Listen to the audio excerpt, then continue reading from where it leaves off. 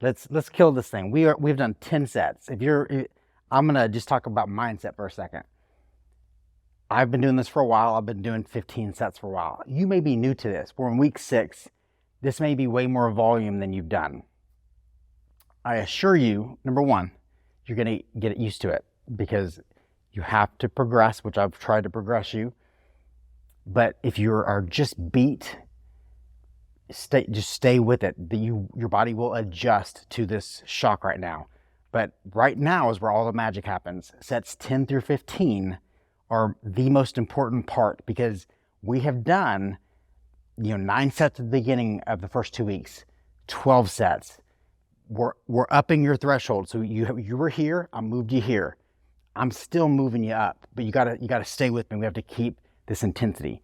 So I'm gonna guess with the weight at this point. I'm gonna start with 30. It seems aggressive, but let's see what happens. I'm gonna start my minute. Timer is going. Okay, let's go left arm first. Man, this is gonna be a little aggressive. I'll drop weight if it gets too heavy. Hammer position, elbow stationary, supinating as I come up, controlling back down. What do most people do? This. They move their elbow, they swing it, they move their torso, they move their hips. Why is this not the best thing for muscle growth? Because we have to make things suck for the bicep as much as we can so that it has to work the most that it can. So in exercise, we try to make things harder, not easier. And this is a way that I make my bicep work more because that's not hard. It's that simple. I gotta drop. That's why we don't move the arm right there. Thank God it's time. I'll make up for it. Here we go. I'm going down to 20s. Hammer position. Supinating coming up.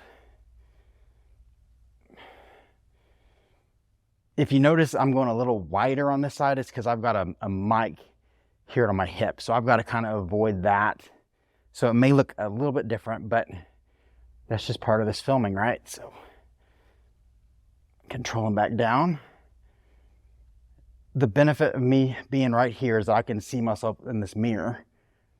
And what I'm looking at, if you want to utilize mirrors to their best, is you should be looking at your elbow to see where it is. Because sometimes as you get tired, it's hard to sense where your body position is. It's literally, the fatigue makes it to where you don't know where you are in space.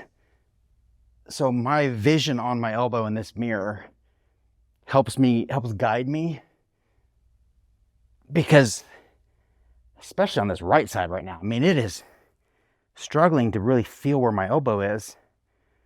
Okay, 1 minute started. This is set 2 for this left arm. Tightening before I move, squeezing at the top, controlling back down.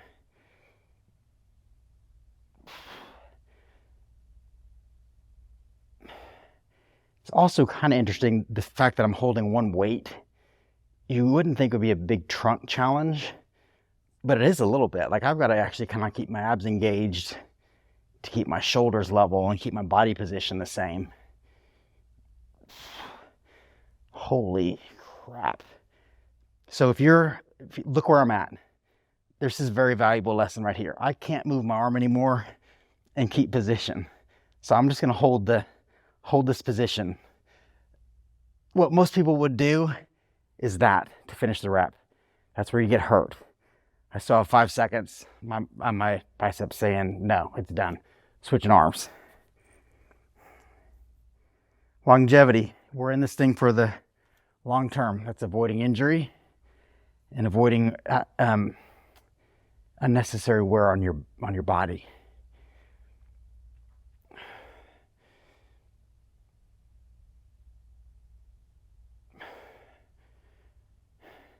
It's funny to me, like, think when you put your life on social media and you get people that comment on your body, when you don't ask for comments or really give a shit about what people think. And I'm not entering a bodybuilding competition. Like, I don't know if people understand. I don't care about, like, this is, you don't listen to bodybuilders. This is why you should listen to me, not them. But like, I'm looking at my biceps right now. I've got 2 different sizes to my arms. My right arm, I think, is smaller, and that's totally normal. Just letting you know. One of the problems I have with bodybuilding is this idea of perfection, which is so unhealthy and so unattainable that it turns me off completely. So my unnecessary dislike for most people who think they're bodybuilders, which most of them aren't. I mean, just be honest with yourself. You don't make any money bodybuilding, and most people aren't. So it's just not a healthy sport. I'm just being honest with you. I used to hold this in, but I'm very almost against it at this point in my life, because I see eating disorders, I see body dysmorphia, and this weird sense of like people thinking they're the judge of people's bodies. Like, give me a break.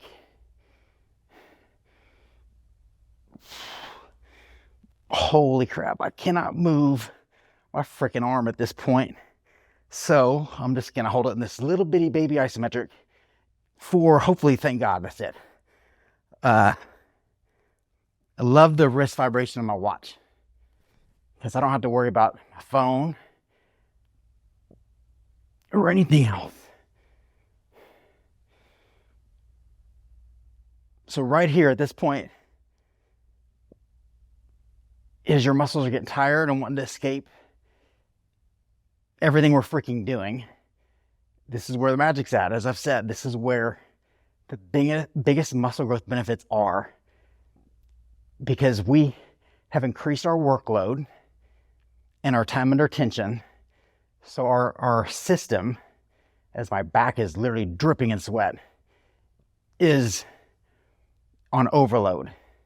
Well, this overload, also known as progressive overload, is obviously not the weight we're doing. It's the systemic challenge we're doing of time under tension, body position, making your freaking bicep contract for what seems like 24 hours. This is what creates the growth response. And this is why we've been systematic about it. And this is why most people struggle to build muscle, because it's hard. This freaking is hard. This takes discipline. This is not something that anybody can just do. You have to know what you're doing, and you have to be systematic about it to prevent overtraining and to make sure you don't get hurt. If you want to learn about lifting weights, you can't do it from an Instagram reel. You have to engage in a program. Holy crap. And you have to, 12 seconds. That's done. Switching arms. At least I beat the 40-second threshold. You guys have to invest your time into learning a little bit. This is just part of it. If you really want to make this a life journey to progress your body and your strength, your body composition, the way you feel, this is an investment into your health. Your time investment into this program, or whoever's programming you, I don't care if it's mine, that is money or time well spent. That's why you're going to pay for this program, because there's nothing great out there that's free in life. And I can assure you that the things that the classes, I have spent hundreds of thousands of dollars in training classes to learn. That doesn't include my college. So it's the best money I've ever spent. It's the best money I've ever spent. But it doesn't come free. Nothing good comes free. Just like nothing good comes easy. Like, that's why I'm gonna get steroids. This stuff's working a freaking ass off here, right?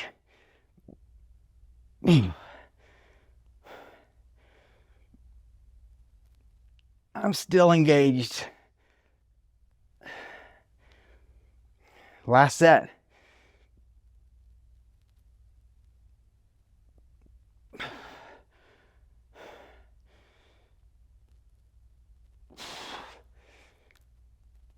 Okay, let's just drop weight. Let's quit freaking jacking around and drop the weight. That didn't even matter. Holy crap. Going to 10s. I've reached the point of my bicep rebelling on me.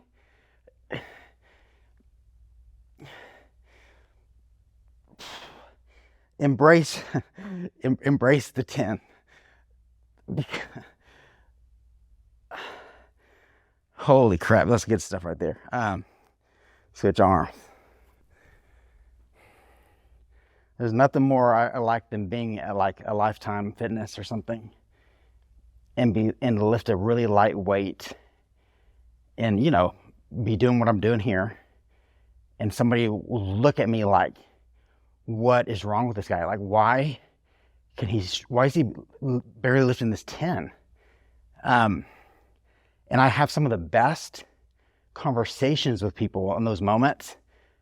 I had a guy the other day, he came up to me, he said, this is just what he said. He said, why are you bigger than me, but you lift half the weight I lift?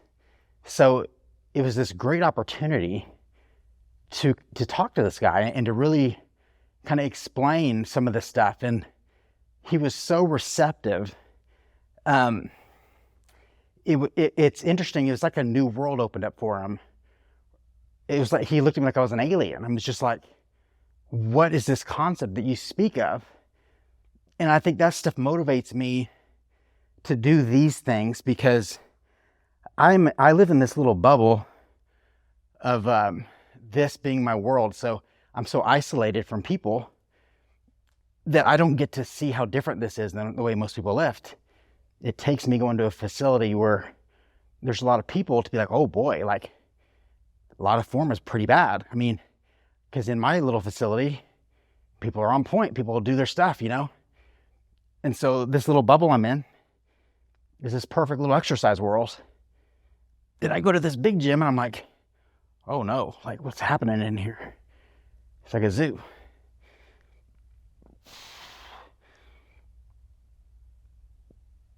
And I don't follow many social media fitness people anymore. So it's not personal. I follow a few select people, but not many. Holy crap, 10 is a dying. Last set, right arm. We are definitely towards 15 minutes of time under tension. Here we go. Let's embrace this thing. Tightening first.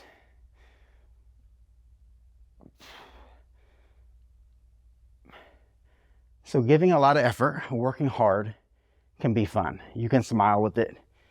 You can work your ass off. You can still not be miserable. It's all your mindset.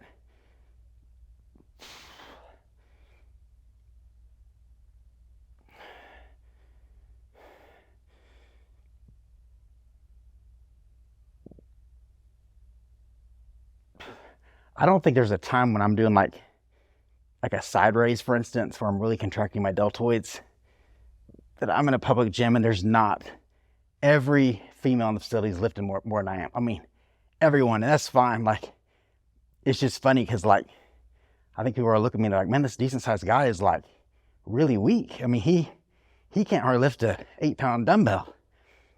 And I just have learned to embrace it. Like, it's funny to me now. Okay, thank God that is done. 15 sets, biceps. We still have one more round, triceps. So if you're struggling with me, stay with me. Keep up the tempo. Let's dominate this last thing. It's going to be good.